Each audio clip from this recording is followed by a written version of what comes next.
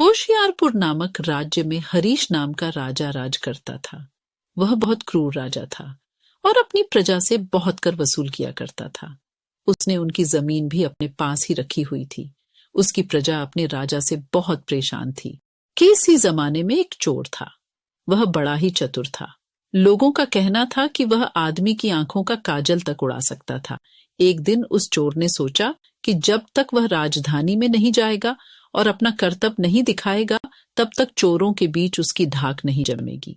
यह सोचकर वह राजधानी की ओर रवाना हुआ और वहां पहुंचकर उसने यह देखने के लिए नगर का चक्कर लगाया कि कहां क्या कर सकता है। उसने तय किया कि राजा के महल से अपना काम शुरू करेगा। राजा ने रात दिन महल की रखवाली के लिए बहुत से सिपाही तैनात कर रखे थे। बिना पकड़े गए परिंदा भी महल में नहीं घुस सकता था। उस चोर ने महल में घुसने के लिए वहां के एक सिपाही को लालच देने की कोशिश की। वह उससे बोला, सुनो पहरेदार, मेरे पास तुम्हारे लिए एक काम है। अगर तुम वह काम करोगे तो मैं तुम्हें बहुत सारा धन दे सकता हूँ, लेकिन इसके लिए तुम्हें मेरी मदद करनी होगी। तुम्हें आज रात के समय महल का दरवाजा खोलना होगा। अगर मैं तुम्हारी मदद करूंगा तो तुम्हें मुझे चुराए हुए सामान में से हिस्सा देना होगा। जो भी तुम महल से चुराओगे मुझे मेरा हिस्सा लाकर दोगे। दोनों ने चोरी की सलाह मिलाई और पहरेदार ने रात के समय महल का दरवाजा खोल दिया। चोर महल में दाखिल हो गया। इसके बाद वह खजाने में गया और वहां से बहुत से हीरे जवाहरात और सोने चांदी के सिक्के चुरा लाया। उसने रात्रि में ही पहरेदार का हिस्सा उसको दे दिया। अगले दिन जब चोरी का पता लगा तो मंत्रियों ने राजा को इसकी खबर दी। राजा बड़ा हैरान और नाराज हुआ। उसने मंत्रियों को आज्ञा दी, शहर की सड़कों पर गश्त करने के लिए सिपाहियों की संख्या दूनी कर दी जाए और अगर रात के समय किसी को भी घूमते हुए पाया जाए तो उसे चोर समझकर गिरफ्तार कर लिया जाए। जिस समय दरबार में यह ऐलान हो रहा था, एक नागरिक के भेष में चोर मौजूद था। उसे सारी योजना की एक एक बात का पता चल गया। उसे फौरन यह भी मालूम हो गया कि कौन से 26 सिपाही शहर में गश्त के लिए चुने गए हैं। वह सफाई से घर गया और साधु का बाना धारण करके उन 26 सिपाहियों की बीवियों से जाकर मिला। उनमें से हर एक इस बात के लिए उत्सुक थी कि उसके पति ही चोर को पकड़े और राजा से इनाम ले। यह रात आपके लिए बड़ी शुभ है। आपके पति की पोशाक में चोर आपके घर आएगा, लेकिन देखो, चोर को अपने घर के अंदर मत आने देना, नहीं तो वह तुम्हें दबा लेगा। घर के सारे दरवाजे बंद कर लेना और भले ही वह पति की आवाज में बोलता सुनाई दे, उसके ऊपर जलता कोयला फेंकना। वह कोयलों में जल जाएगा और इसका नतीजा यह होगा कि चोर पकड़ा जाएगा। सारी स्त्रियां रात को चोर के आगमन के लिए तैयार हो गईं। अपने पतियों को उन्होंने इसकी जानकारी नहीं दी। इस बीच पति अपनी गश्त पर चले गए और सवेरे 4 बजे तक पहरा देते रहे।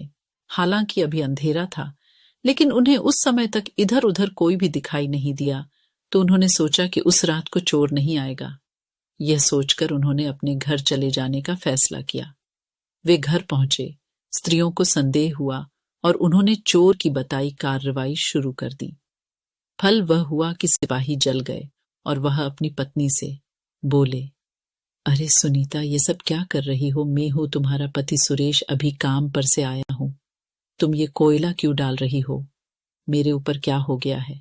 तुमने मेरा पूरा शरीर जला दिया है।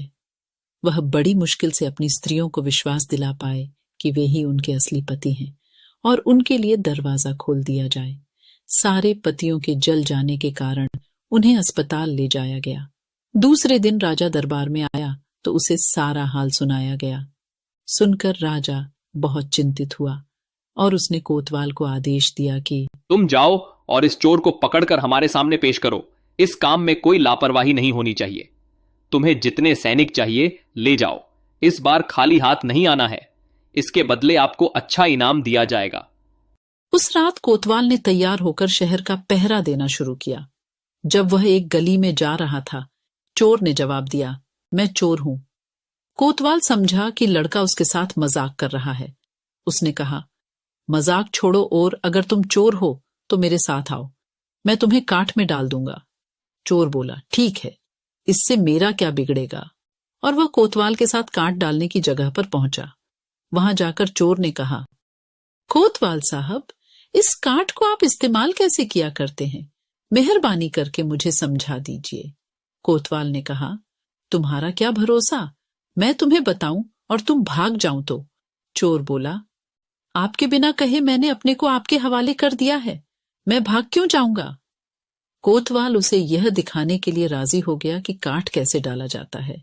ज्यों ही उसने अपने हाथ पैर उसमें डाले कि चोर ने झट चाबी घुमाकर काठ का ताला बंद कर दिया और कोतवाल को राम राम करके चल दिया। जाड़ी की रात थी। दिन निकलते निकलते कोतवाल मारे सर्दी के अधमरा हो गया। सवेरे जब सिपाही बाहर आने लगे तो उन्होंने कोतवाल को देखा और अस्पताल ले गए। अगले दिन जब दरबार लगा तो राजा को रात का सारा किस्सा सुनाया गया। राजा इतना हैरान हुआ कि उसने उस रात चोर की निगरानी स्वयं करने का निश्चय किया। चोर उस समय दरबार में मौजूद था और सारी बातों को सुन रहा था। रात होने पर उसने साधु का भेष बनाया और नगर के सिरे पर एक पेड़ के नीचे धूनी जलाकर बैठ गया। राजा ने गश्त शुरू की और 2 बार साधु के सामने से गुजरा। तीसरी बार जब वह उधर आया तो उसने साधु से पूछा कि क्या इधर से किसी अजनबी आदमी को जाते उसने देखा है। साधु ने जवाब दिया कि वह तो अपने ध्यान में लगा था, अगर उसके पास से कोई निकला भी होगा तो उसे पता नहीं। यदि आप चाहें तो मेरे पास बैठ जाइए और देखते रहिए कि कोई आता जाता है या नहीं। ये सुनकर राजा के दिमाग में एक बात आई और उसने फौरन तय किया कि साधु उसकी पोशाक पहनकर शहर का चक्कर लगाए और वह साधु के कपड़े पहनकर वहां चोर की तलाश में बैठे। आपस में काफी बहस मुबाहिसे और 2-3 बार इनकार करने के बाद आखिर चोर राजा की बात मानने को राजी हो गया और उन्होंने आपस में कपड़े बदल लिए। चोर तत्काल राजा के घोड़े पर सवार होकर महल में पहुंचा और राजा के सोने के कमरे में जाकर आराम से सो गया। बेचारा राजा साधु बना चोर को पकड़ने के लिए इंतजार करता रहा। सवेरे के कोई 4 बजने आए। राजा ने देखा कि न तो साधु लौटा और कोई आदमी या चोर उस रास्ते से गुजरा तो उसने महल में लौट जाने का निश्चय किया। लेकिन जब वह महल के फाटक पर पहुंचा तो संतरियों ने सोचा, राजा तो पहले ही आ चुका है, हो न हो यह चोर है जो राजा बनकर महल में घुसना चाहता है। उन्होंने राजा को पकड़ लिया और काल कोठरी में डाल दिया। राजा ने शोर मचाया पर किसी ने भी उसकी बात न सुनी। दिन का उजाला होने पर काल कोठरी का पहरा देने वाले संतरी ने राजा का चेहरा पहचान लिया और मारे डर के थरथर कांपने लगा। वह राजा के पैरों पर गिर पड़ा। राजा ने सारे सिपाहियों को बुलाया और महल में गया। उधर चोर, जो रात भर राजा के रूप में महल में सोया था, सूरज की पहली किरण फूटते ही राजा की पोशाक में और उसी के घोड़े पर रफू चक्कर हो गया। अगले दिन जब राजा अपने दरबार में पहुंचा तो बहुत ही हताश था। उसने ऐलान किया कि अगर चोर उसके सामने उपस्थित हो जाएगा तो उसे माफ कर दिया जाएगा और उसके खिलाफ कोई कार्रवाई नहीं की जाएगी, बल्कि उसकी चतुराई के लिए उसे इनाम भी मिलेगा। चोर वहां मौजूद था ही फौरन राजा के सामने आ गया और बोला, महाराज, मैं ही वह अपराधी हूं। इसके सबूत में उसने राजा के महल से जो कुछ चुराया था वह सब सामने रख दिया। राजा ने उसे गांव इनाम में दिए और वादा कराया कि वह आगे चोरी करना छोड़ देगा। इसके बाद से चोर खूब आनंद से रहने लगा